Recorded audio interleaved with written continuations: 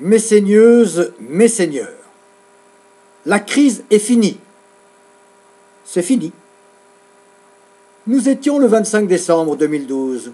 J'avais enregistré une vidéo dans laquelle je me moquais de l'optimisme de François Hollande et de Mario Monti, qui, quelques jours auparavant, avaient osé déclarer que la crise européenne était finie. Je l'avais fait en parodiant l'international.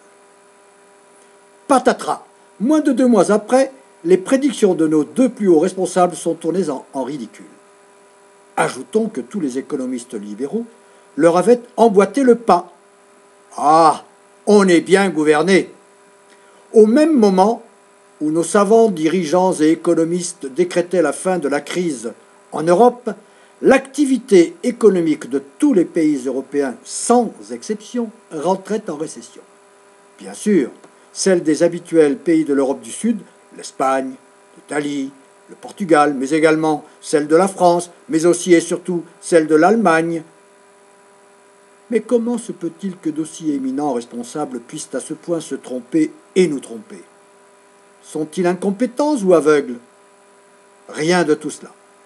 La vérité, c'est qu'ils sont complices ou aux manettes du système. Tout simplement parce que tous ces personnages, y compris ceux qui se disent de gauche, sont entièrement gagnés aux thèses du libéralisme financier et mondialisé. Ils ont donc les yeux rivés sur la bourse, là où règne en maître la spéculation. Les peuples ne comptent pas. Or, la spéculation est repartie de plus belle depuis que, le 6 septembre 2012, Mario Draghi, l'actuel président de la Banque centrale européenne, a annoncé un programme illimité de rachat de dettes des pays de la zone euro ayant du mal à se financer sur les marchés.